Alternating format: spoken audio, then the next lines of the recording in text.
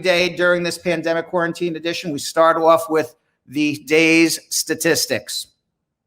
According to Johns Hopkins University, that's what Bradshaw Live follows, the statistics. There's other statistics out there, but we follow Johns Hopkins University. There are now over 4.2 million coronavirus cases worldwide confirmed. Close to 290,000 people have died. More than 1.48 million people have recovered. Those are confirmed cases. As we say every day, those numbers are substantially more because there's lots of people who died who never got tested. There's lots of people who recovered from coronavirus who never got tested. In the United States, confirmed 1.35 million people have been diagnosed with corona. Almost 81,000 Americans have died. More than 232,000 have fully recovered, meaning that they went to a hospital and came out. Meanwhile, according to undisclosed data, the White House Pandemic Task Force is using to track the rates of infection around the United States of America. This data was obtained by NBC News. It was never released to the public. The coronavirus infection rates are actually spiking to new highs in several metropolitan areas and smaller communities around the United States of America. And the Trump administration is holding that information from the public because they want the public to reopen. They want governments to reopen. They're withholding that information. It has not been released publicly yet. The data is from May 7th Corona Task Force report, and it has contradicted Donald Trump's declaration even yesterday that all throughout the country, the numbers are coming down rapidly. Now, according to this report, the top 10 areas in the United States recorded surges of 72% or greater in the last 7 days of coronavirus compared to the previous week. They include Nashville, Tennessee, Des Moines, Iowa, Amarillo, Texas, and Central City, Kentucky. I'm not sure where Central City, Kentucky is, but I know where Kentucky is. On a separate list of locations to watch, which have not met the precise criteria for the spike, but those numbers of coronaviruses are getting greater, include Charlotte, North Carolina, Kansas City, Missouri, Omaha, and Lincoln, Nebraska, Minneapolis, Montgomery, Columbus, Ohio, and Phoenix, Arizona.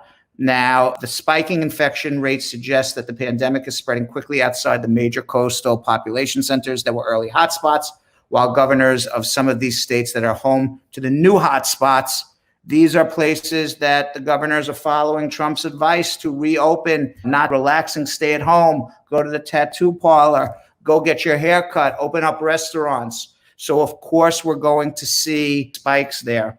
And trust me, I've never seen government data, but let me explain to you how all of this ends up working. As I said to you yesterday, there are two wars. There is a war for the health of America, and there is a war on the economy. And those are two separate wars we're fighting. And in each of those wars, there are going to be casualties. Nobody gets out scot-free. In the health war, the casualties are actual death or long-term medical impairment of people who survive coronavirus but don't necessarily recover fully. We don't know what the outcomes of people who recover from coronavirus in 1 year, 3 years, 5 years down the road, what's going to be.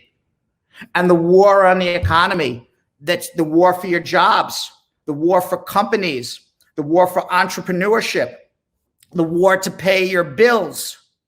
People will not be able to pay their bills. People will lose their jobs. Companies are going to go under. And those are casualties from a war. And those are two wars we're fighting, and we need to be able to win both. And let me tell you how the government works, because I know how the government works, not because I was ever in the government, but I'm a lawyer. And one of the things that lawyers do when they go to court, especially I can even bring Moshe the bulldozer in to discuss this more. Maybe I should, I'm thinking about it, is there are values that the law puts on a human life, whether the value is long-term medical care because you're injured, whether the value is you died and what is your loss of value to society in terms of your earning potential. When somebody sues a company for a product liability, this product I'm drinking this, nobody's suing Fiji water, but I'm drinking this Fiji water. And you know what? When I opened the bottle cap, it popped in my eye and blinded me. And had Fiji water made a better bottle cap, it wouldn't have blinded me. I'm making this story up. So how do lawyers determine, how does the law determine whether Fiji water bottle is liable for taking my eye out? Well, if the cost of making a safer water bottle was less than the cost of my injury or perhaps my death, then they are liable. If the cost of making a Fiji water bottle is more expensive than my death, now my eye hurts me and I'm making this up about Fiji water, then they are not liable, meaning it's a cost basis analysis. This is how products liability works. If it costs the company less to save a life, then the company is liable. They have to put in that safety precaution. If it costs the company more than the value of a life, and the value of a life is the cost of medical care and the lost value of that worker, then, and it costs more, then they are not liable. That's how products liability works. I don't know for certain, but I am certain that at least these calculations go through every government head government minister or president or cabinet maker, not only in the United States, but around the world. What is the value of the person we lost in the nursing home? What is the value of the worker we lost in the meat packing? Does it cost more for society to give health care and to give hospitalization to this person? And does it cost more to society if we lose this worker and we lose this potential employment of this worker for the next 20 or 30 years? Or does it cost more to society for everybody to just stay home and do nothing? It's a cost basis analysis. We put costs on lives. And I think to some certain extent in this war, you know, I kind of make it kind of like an analogy to a products liability case. The coronavirus is a product liability. It's coming into America. It's ruining everything. It's screwing up everything. It's hurting us. What is the cost of staying home? What is the value of the life? What is the value of the lost worker who may die? What is the value of an elderly person in an old age home? But as an economic value, what is their value? They don't have a value other than the love that is missed between family members of elderly person who passes away. Those are cold statistics that governments making every day in determining at what point we open and at what point we are willing to accept loss of life and death and injury and health risks versus staying home and not making any money. Meanwhile, Wuhan, where this whole thing started in Wuhan, China, we don't know really if it started in a lab. And, you know, it's three possibilities. We know it started in Wuhan for sure. Did it start in a lab and it was man-made? Was it from a bat in a lab and somebody negligently released it or purposely released it from that lab? Or was it from a bat in a market and just there was some bat to human contact and it passed through this wet market? I don't know. Anything is possible. I don't know the answer to that.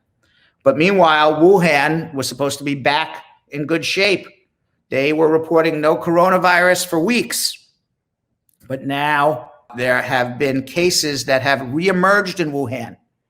And what they are going to do for the first time anywhere in the world is China is going to test 11 million people in Wuhan, China, in the next 10 days. It's amazing when you think about what they are going to do when the United States has not even been able to test 11 million people since the day this started. The government of China is going to be testing 11 million people in Wuhan City, China, in the next 10 days because of 6 coronavirus cases. And they do it by doing this nucleic acid test, and it works by detecting the virus's genetic code. And they say that is more effective at detecting early stages of the virus. So on Sunday, the city did confirm they were going to be doing this, and they are going to quarantine anybody who's sick. They're going to literally stamp it out. Now, a high-profile infectious disease researcher, this is not very good news for coronavirus, or it's trying to survive it. He has warned that in the early stages of attacking the world, which makes it difficult to relax stay-at-home orders without putting Americans at risk. Dr. Michael Osterholm, director of the Center for Infectious Disease Research and Policy at the University of Minnesota, he said that the initial wave of outbreaks in cities such as New York City, where 1 in 5 have been infected, represent a fraction of the illness and death yet to come.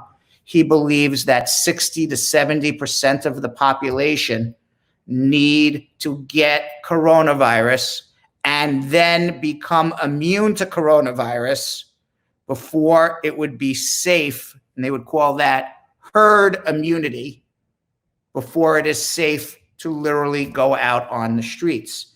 Until then, we are just biding our time, according to this infectious disease researcher, until 2/3 of the population in America, two out of 3 people in America get coronavirus, and either they die or they live.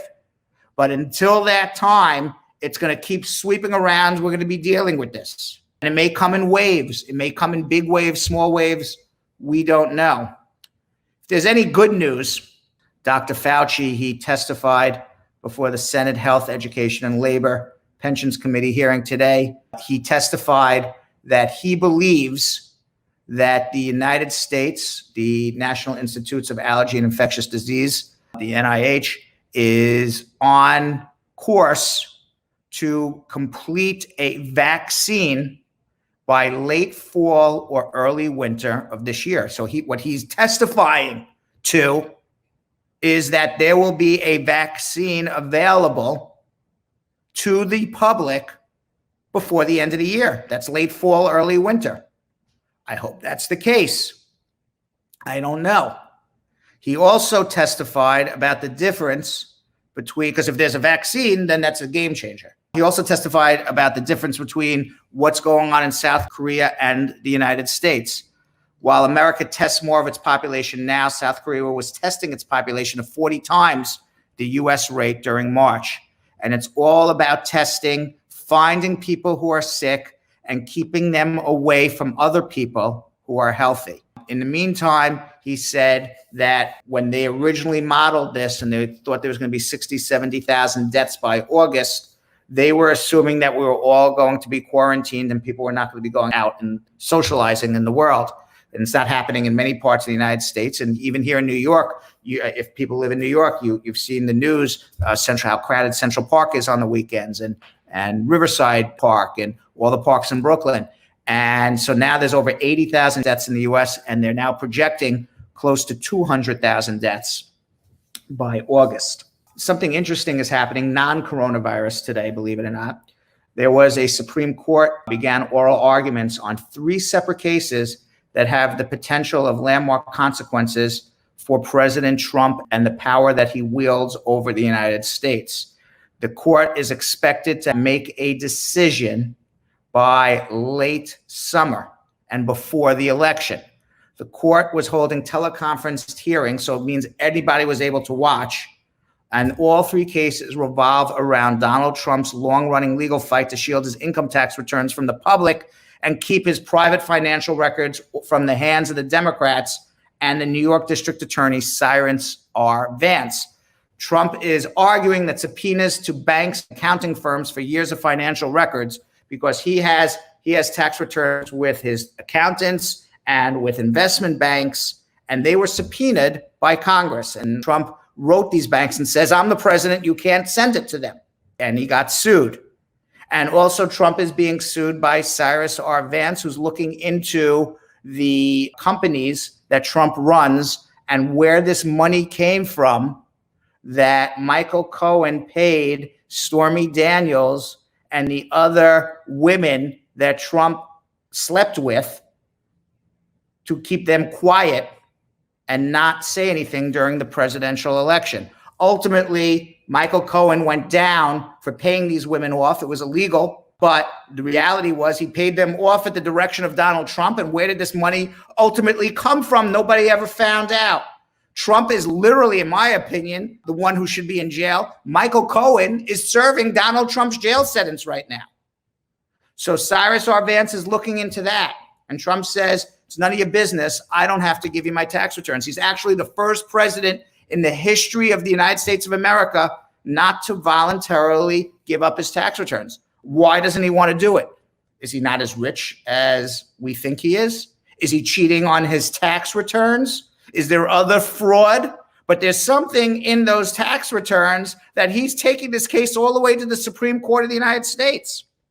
Now, the last time the courts ruled on this, Clinton was asked to provide documentation. He didn't want to do his personal documentation. And Richard Nixon, also in a Supreme Court decision, didn't want to turn over the private tapes in the Watergate. He said, these are my private tapes. I'm not going to give them over.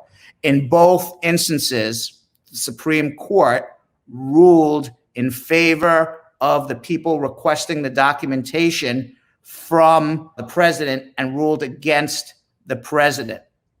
So we'll see what happens. We'll see what happens in here. If they follow precedent, we should be seeing Donald Trump's tax returns and see what shenanigans he's pulling there by fall of this year.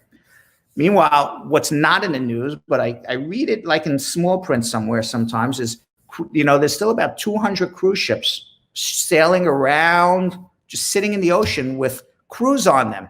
Crews, people working on the boat. They don't know where to go with these cruise ships because they can't just abandon the boat in the middle of the sea. Countries don't want these workers to get off in their port because they think that everybody on the cruise ship has coronavirus. So, there's cruise ships all over where people are just literally abandoned on these cruise ships and they're just sitting there bobbing up and down in the water somewhere in the Atlantic or Pacific or Indian Oceans. Well, a group of 14 crew members of the Navigator of the Seas cruise ship currently docked in Port Miami. So this boat was actually able to come to port, but they're not allowing any of the crew off. They've grown so desperate to go home. These are workers who came to the United States on C1, D1 visas. You hear people ask those questions all the time. I came on a C1, D1 to join a boat. Well, these are people who came on C1, D1s to join a boat. Well, they've grown so desperate to go home that they are now staging a food strike, which has been going on now for more than 72 hours. The crew are mostly Romanian citizens. They've been at sea now for 2 months. They have not been let off of the boat. One desperate crew member even called 911 on Sunday to plead for help arranging repatriation. However, they're not being allowed off the boat. At this moment, we feel we're hostages, said one crew member who asked not to be named for fear of retaliation. The companies need to understand we are not boxes of food that could be moved around the world.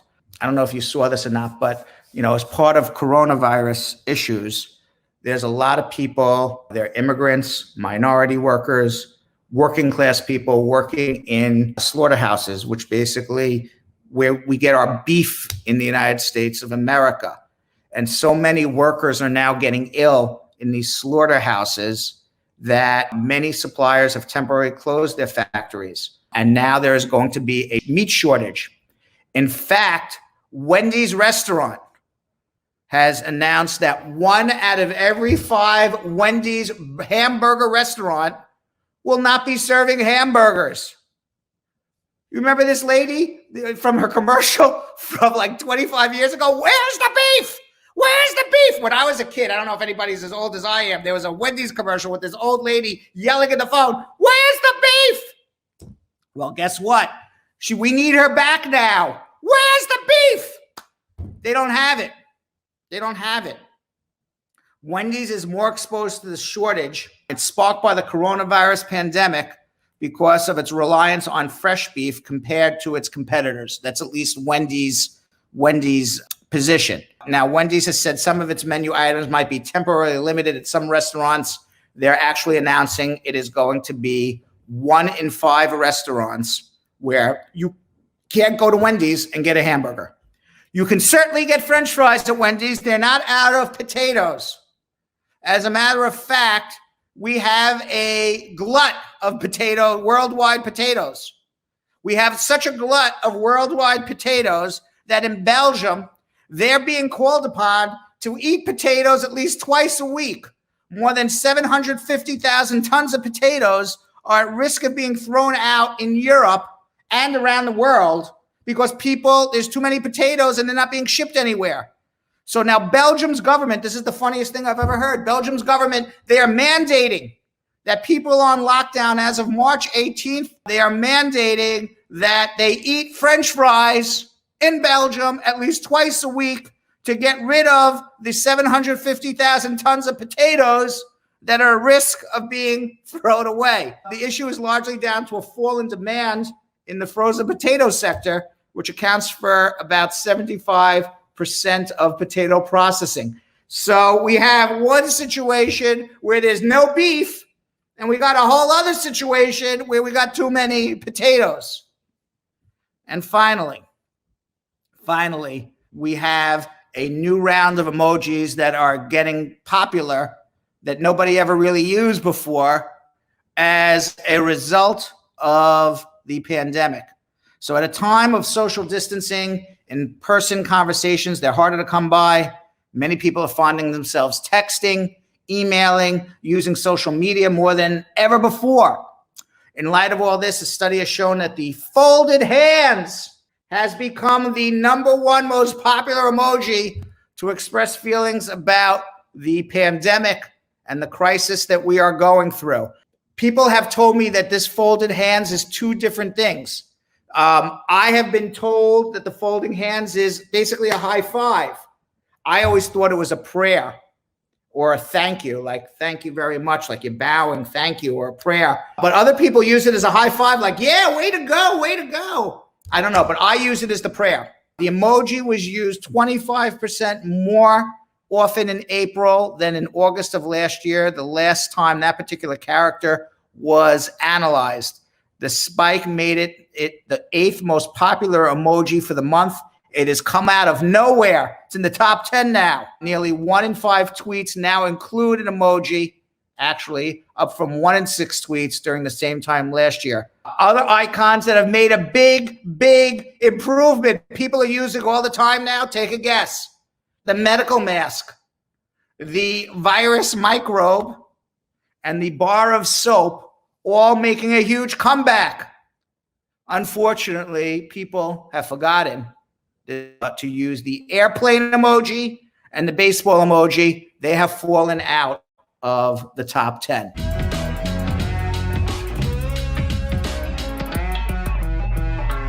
Thanks for watching. For more Bradshaw Live, like and subscribe to our YouTube channel.